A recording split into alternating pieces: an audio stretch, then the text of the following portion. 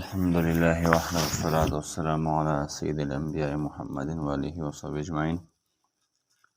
أما بعد فأعوذ بالله من الشيطان الرجيم. بسم الله الرحمن الرحيم. أولئك على هدى من ربهم وأولئك هم المفلحون. صدق الله العظيم.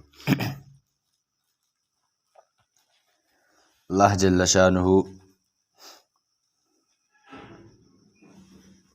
په قرآن عظیم الشان کې د مسلمانانو هغه مسلمانان چې دغه الله جل شانه د احکام موافق او د رسول الله مبارک د اطاعت موافق ژوند تیروي، هغوی باره کې الله فرمایي دا خلک کامیاب دي او دغه خلک دا په هدایت دي د خپل رب د طرف نه.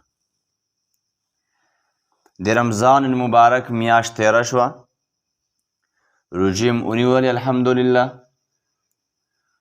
او امید او توقع به هم د الله جل شانه نه داسې لرو چې انشاء الله العزیز الله به زموږ د ټول اعمال انشاءالله قبول کړي. د رمضان نه بعد د شوال شپږ روژې نیول دا هم د ډېر لوی فضیلت خاوندانې.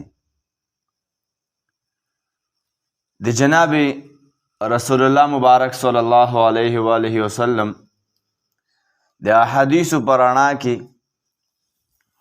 ابو ایوب انصاري رضی الله عنه یو حدیث نقل هغه فرمایي چې کم سړی د رمضان مبارک نه بعد شپږ روژې دا د شوال ونیسي، نو الله جل شانه به ده لره په دغه روژو باندې دومره ثواب ورکوي لکه چې یو کال روژې نیولي. او د یو حدیث تر مخه داسې هم فرمایي چې لکه ټوله زمانه یې روژې نیولي وي. نو ټوله زمانه روژه نیول او یو کال روژه نیول د دغې فرق داسې دی چې د رمضان روژې کله سړی ونیسي نو الله فرمایي که نه من جاء بالحسنة فله عشر امثالها. چا چې یو نیکي باندې ارتګ وکړي، یوه نیکي وکړه، نو الله تعالی فرمایي زه هغه یوه نیکي په لسو بدلوم. نو د رمضان مبارک روژه یې چې ونیوله نو یوه میاشت روژه دې ونیوله، نو د یوه میاشت الله تعالی ټوله په لسو بدله کړه.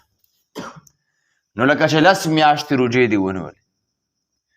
د شوال شپږ روژې دې چې ونیولې نو هغه د چې به مونږ په 10 کې دا به سره مونږ ضرب کړو، نو چې کله چې له ته په 10 کې ضرب ویر کې نو دا 60 جوړېږي. نو چې 60 جوړې شي دا 2 میاشتې روژې شو، نو 10 میاشتې هغه وې او 2 میاشتې دا شوې، نو لکه چې یو کال روژې دې ونیولې.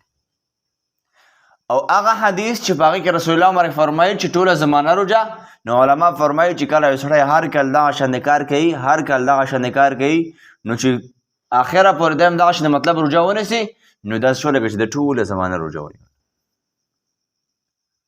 نو دغه شوال د دغه شپږو روژو ډېر لوی فضیلت دی او پکار ده چې دا ونیولی شي.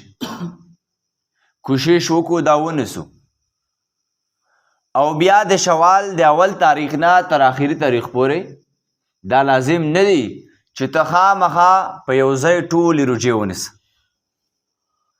نه خیر دی که نه، یو روژه ونیسه، بله بیا مه نیسه، دوه مه نیسه، درې مه نیسه، بیا بله بیا ونیسه. او که په ترتیب دې ونیوی نو هم بهتره خبره. نو کوشش وکړو